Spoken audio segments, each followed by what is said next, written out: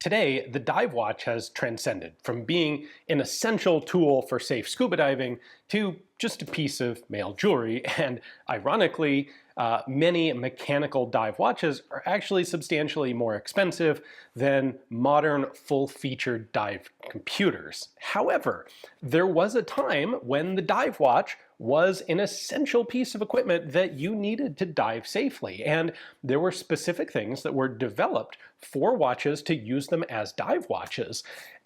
And those are interesting. And that's what I want to talk about today, is what actually makes a dive watch, as opposed to just any other kind of watch, or perhaps as opposed to any other watch that's also waterproof. Now, before we dig into the nitty-gritty details here, I do want to mention that ISO, the International Standards Organization, actually has a specification for a dive watch. It's ISO 6425 that specifies all the specific requirements of a dive watch, testing and everything.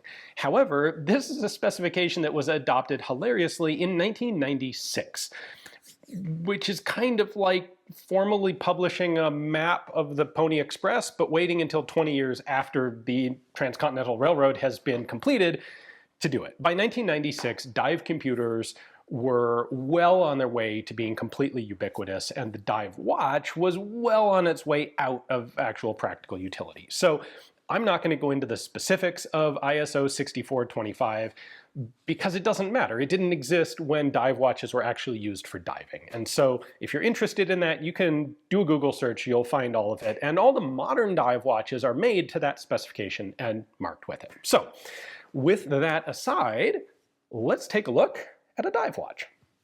All right, if we are going to examine a dive watch, we're going to examine a legit dive watch. So this is a Triton. This was manufactured specifically for a company called Spiro Technique, which was Jacques Cousteau's dive supply company. These originally weren't actually even available through normal watch shops. You could only buy them in your local dive shop. They are a specifically purpose-built tool for scuba divers. All right, let's start with the most obvious thing, which is that the watch has to be waterproof. If it fills up with water and stops working the moment I jump in the ocean, then there's really no point in having it. The early dive watches were typically rated to about 100 meters of depth, or 330 feet, and that was perfectly, in fact, that was more than you needed at the time. At that point, like until the mid-1990s, the only thing people were diving on, unless they were serious professional or military divers, was compressed air. Your maximum depth on compressed air is going to be just a little in excess of 200 feet.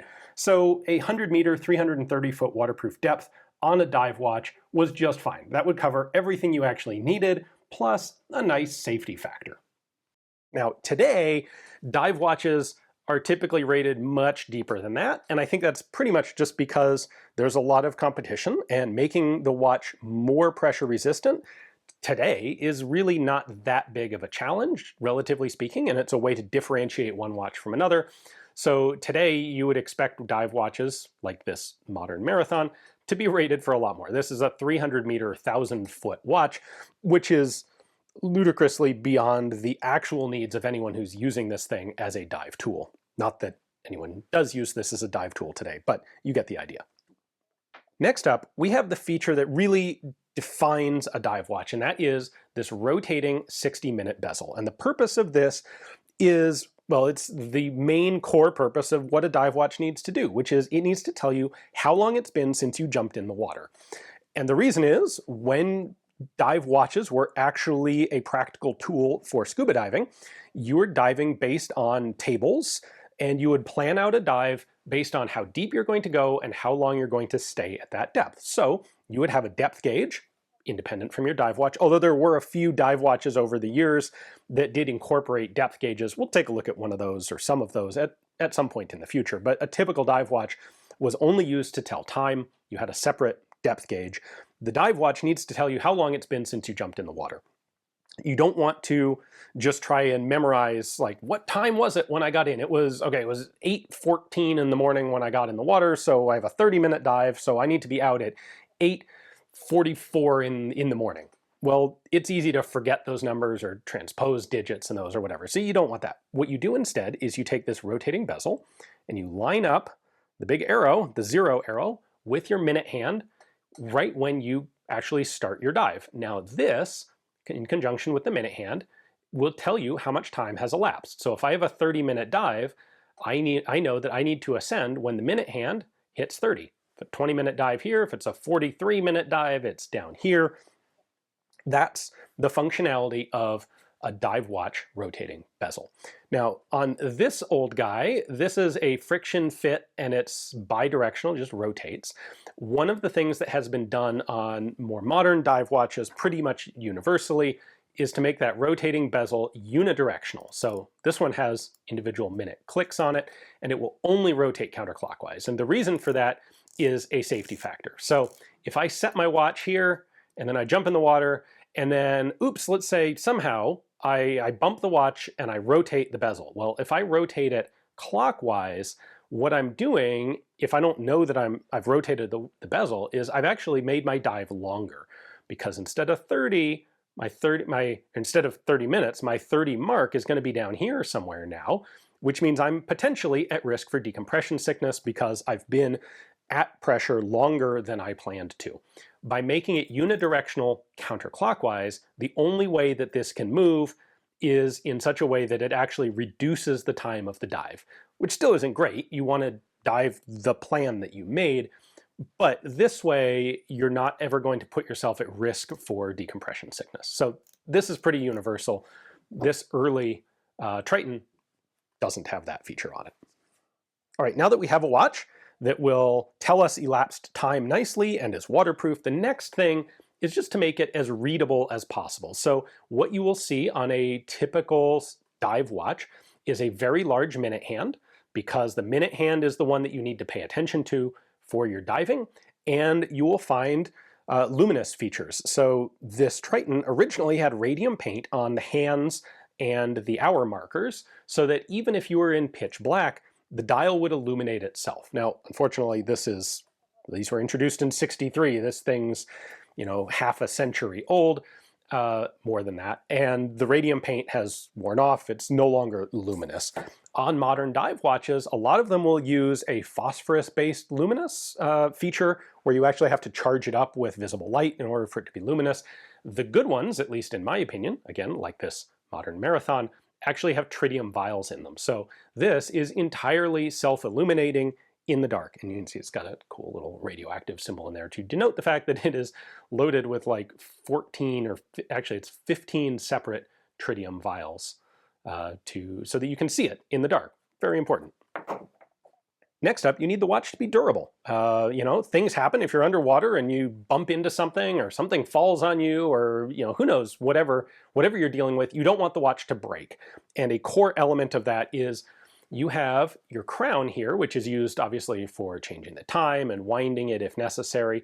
This is in fact the weakest point in the watch. So you want to make sure that this is strong enough that it's not going to fail if it gets hit, if it gets damaged, or in the case of the Triton here, what they do is protect it with the top bracket on the watch band here. So when you're wearing this top bracket does a really solid job of shielding the crown from anything that might impact it. You've got a little bit of available surface area right there, but like nothing from the side is going to be able to impact it. And if you want to take that crown off, you can only do it when the watch is not on your wrist, and you fold the bracelet down like this, and then you can unscrew the crown. This is a protective cover, and then inside there I have the actual windable crown to change the time. And again, we see that on modern watches as well. Not quite as odd of a design on the Marathon here, but it's got two big lugs here to protect that crown from any sort of impact damage. And then we get into some subtler, less technical elements, like it needs to have a strap, typically made out of either metal or rubber, because you don't want to take a leather strap underwater. Sometimes they will have extended or extensions on the wrist strap so that it can be large enough to go around your wrist when you're wearing a wetsuit. Little stuff like that, just things that also accommodate the use of the watch underwater. Okay, there's one other feature that I want to talk about that is technically cool and actually still does have practical utility for the very small niche of people for whom it was originally developed, and that is the helium release valve. And you'll see this in especially really high-end dive watches, in particular watches that are so expensive that nobody who owns one would ever really probably be willing to actually put underwater, like the epitome of the luxury desk-bound dive watch. But they had a real purpose, and they still do, and that is for saturation diving. So let's say you have some work that you have to do underwater for an extended period. This can apply especially to things like underwater drilling rigs. If you're hundreds of feet down and you have to come to the surface between dives, basically it doesn't work. You're talking about, you're going to dive all the way down, you're going to have 30 or 60 minutes to work maybe, and then you're going to have 12 hours of decompression. Rough hypothetical numbers here, but like 12 hours of decompression to come back up to the surface, at which point I guess you immediately go to sleep, and as soon as you wake up you have to dive into the water again so that you can work for 30 minutes out of a 24-hour period. Like, it just doesn't work for large-scale projects underwater. So what people do instead is they will put a habitat underwater that remains pressurized. So the diver's working pressure and living pressure is the same, and they can spend weeks or perhaps months like working and living in a high-pressure environment. And the human body can do this. The problem, the danger with diving isn't from being under pressure, it's from changing pressure from high pressure to low pressure and having to decompress.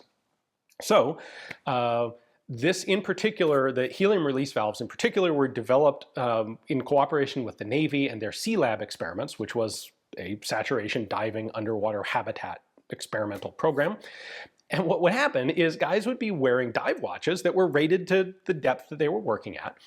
But when they came up from their extended period underwater, their watches would occasionally explode. And the problem was they were working in a high helium gas environment in order to avoid nitrogen narcosis. And over a period of days or weeks, helium at a molecular level would actually seep through the rubber seals in their watches into the inside of the watch. Then, when they decompress much more quickly, in a period of days or hours instead of days or weeks, that the watch, the helium couldn't sneak out through the rubber gaskets fast enough. The watch would end up over pressure compared to the regular atmosphere, and the front of the watch would pop off. And to counteract this, Rolex in 1967 patented a one-way valve that would allow helium to escape out of the watch so that a saturation diver didn't risk their watch exploding when they finally came back up to the surface. So it's a really niche sort of use case, but it was a relevant thing. It was a very real thing. And we still have saturation divers working today for whom, if they want to wear a mechanical wristwatch, this remains actually an issue. It's just, helium is such a small molecule that it can go into places over long periods of time that, the watch remains perfectly watertight. It's just not helium tight. And so over the course of weeks, it can actually pressurize a watch. Anyway, there are a couple different versions of helium release valves, and there are actually some other solutions as well. I believe there are some companies that came up with construction methods that didn't have a way for helium to actually leak into the watches. So it's not the only way to deal with that problem, but it is a neat technical element. Obviously, there are tons of YouTube channels out there about watches, and there are lots of watch collectors. And the concept of a dive watch is well defined and well understood in general, but I thought it would be interesting to look at it not from a watch collector's perspective, but from an actual diver's perspective. So hopefully this gave you some good context for the technology and you enjoyed the video. Thanks for watching.